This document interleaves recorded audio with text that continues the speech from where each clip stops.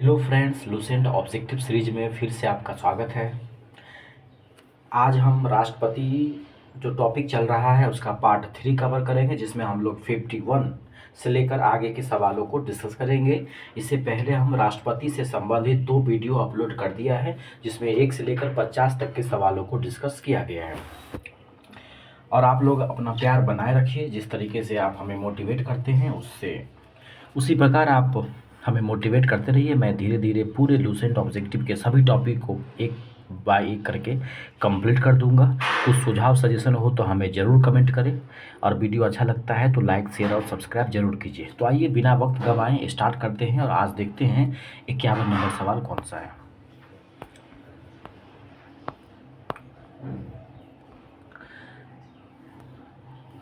सवाल नंबर 51 कहता है, निम्नलिखित में से कौन से राष्ट्रपति पूर्व में केंद्रीय गृह मंत्री थे।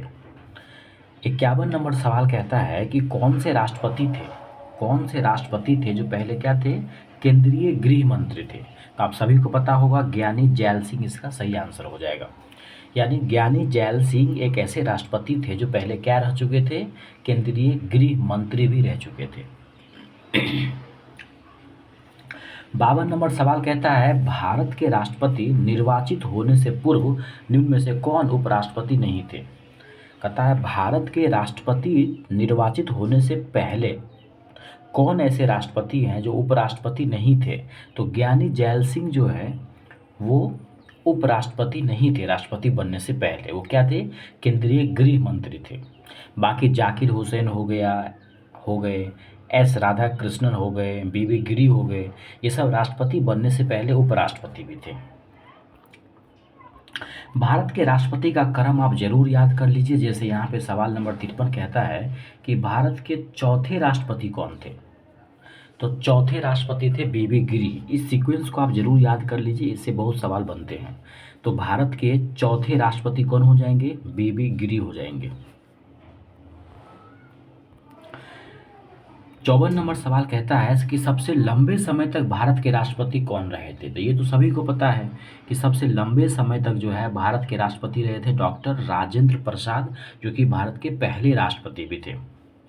तो सबसे लंबे समय तक भारत के राष्ट्रपति बनने का गौरव किसको प्राप्त है, तो भारत के जो पहले राष्ट्रपति बने थे डॉक्टर राजेंद्र प्रसाद।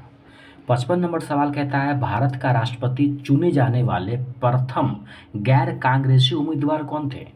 तो जो बीबी गिरी थे वो प्रथम गैर कांग्रेसी उम्मीदवार थे जो भारत के राष्ट्रपति चुने गए थे। याद रखेंगे कि भारत का जो राष्ट्रपति है चुने जाने से पहले या चुने जाने वाले प्रथम गैर कांग्रेसी, यानी जो कांग्रेस के पार्टी के नहीं थे, वो कांग्रेस से वो नहीं संबंधित थे, तो वो थे बीबी गिरी। 56 कहता है, भारतीय राष्ट्रपति के सर्वसम्मति से चुने जाने का अभी तक का एकमात्र उदाहरण कौन है। भारतीय राष्ट्रपति के सर्वसम्मति से चुने जाने का अभी तक का एकमात्र उदाहरण कौन है, तो नीलम संजीव रेड्डी है। नीलम संजीव रेड्डी जो है वो कैसे चुने गए थे, निर्विरोध।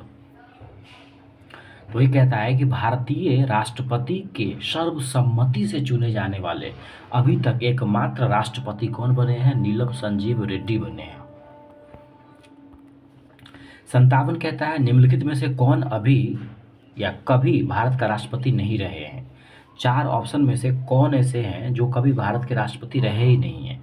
जाकिर हुसैन तो थे, ज्ञानी जैल सिंह थे, डॉक्टर एस राधाकृष्णन भी थे, ये सी राजगोपालाचारी जो है ये भारत के कभी भी राष्ट्रपति नहीं रहे हैं। याद रखना है कि सी राजगोपालाचारी जो है वो भारत के कभी भी राष्ट्रपति नहीं रहे हैं। 58 कहता है कि स्वतंत्र भारत का प्रथम राष्ट्रपति कौन थे, डॉक्टर राजेंद्र प्रसाद, 2 कार्यकाल के लिए। स्वतंत्र भारत के प्रथम राष्ट्रपति कौन थे, डॉक्टर राजेंद्र प्रसाद, और ये सबसे लंबे कार्यकाल के लिए भी थे। 59 कहता है, निम्नलिखित में से कौन लगातार 2 बार राष्ट्रपति रहे थे। तो वही डॉक्टर राजेंद्र प्रसाद सबसे लंबे समय तक भी रहे और लगातार 2 बार जो है वो राष्ट्रपति रहे थे। अगला सवाल कहता है 60 नंबर सवाल कि भारतीय संविधान का कौन सा अनुच्छेद है जो राष्ट्रपति पद के लिए पुनः निर्वाचन, वेरी इंपॉर्टेंट सवाल है, राष्ट्रपति पद के लिए पुनः निर्वाचन जो है उस करने की योग्यता को दिखाता है। तो पुनः निर्वाचन किसको होगा? जो उसको बार बार सताया जाएगा, तो 27 हो जाएगा 57। तो पुनः निर्वाचन कहाँ हो जाएगा? 57 57 में। याद रखिएगा कि आर्टिकल जो 57 है उसमें बताया गया है पुनः निर्वाचन के बारे में। तो राष्ट्रपति के पद के लिए पुनः निर्वाचन की जो योग्यता है वो अनुच्छेद किसमें दिया गया है? 57 में दिया गया है।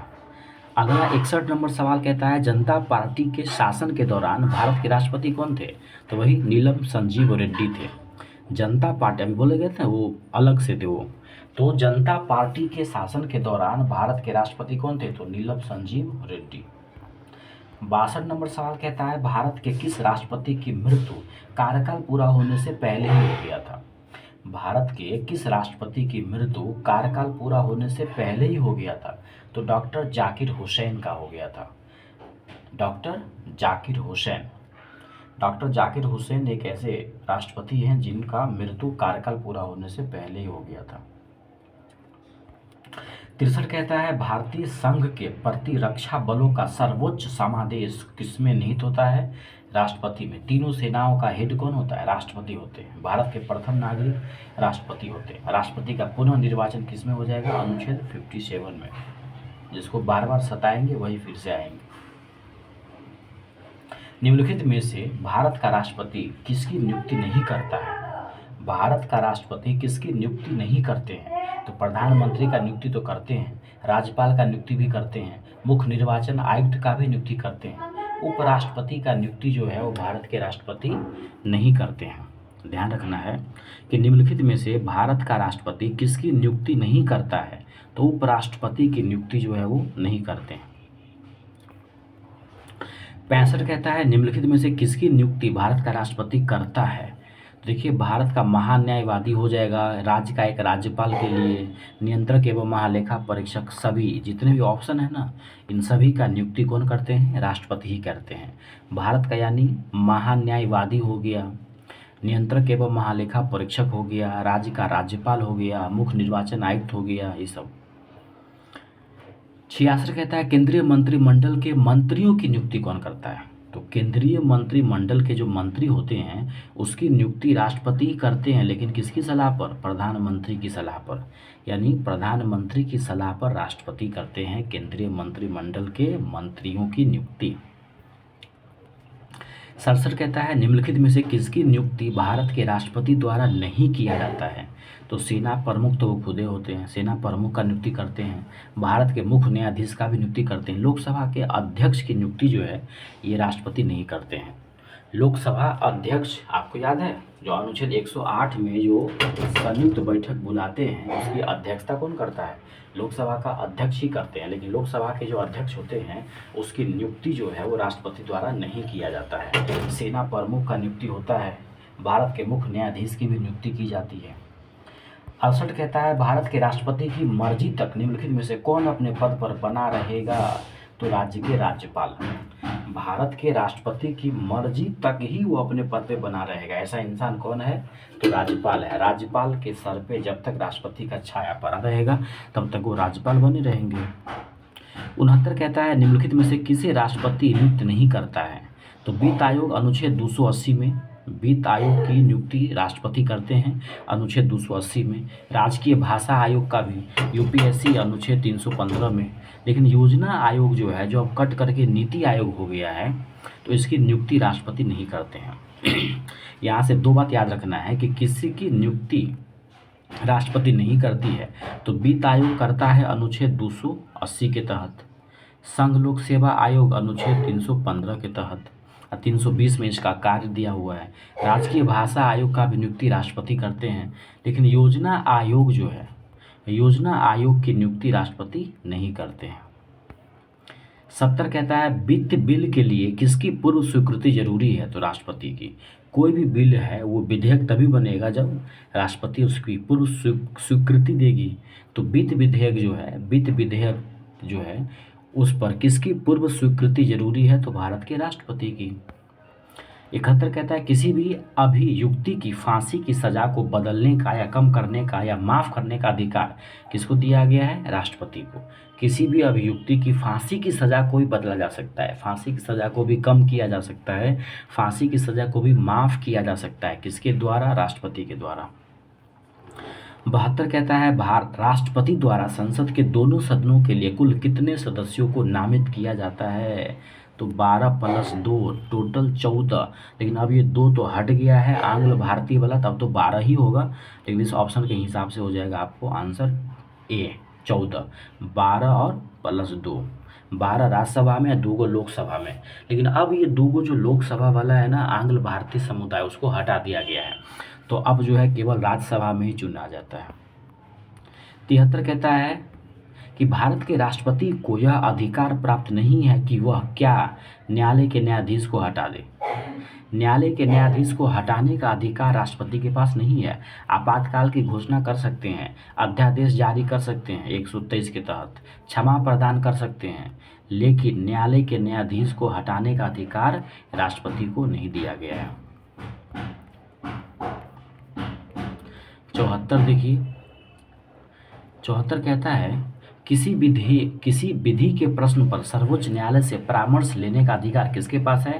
राष्ट्रपति के पास है 143 के तहत। अनुच्छेद 143 कहता है कि सर्वोच्च न्यायालय से परामर्श ले सकता है राष्ट्रपति, यानी राष्ट्रपति को किसी विशेष मुद्दे पर परामर्श लेने का अधिकार है।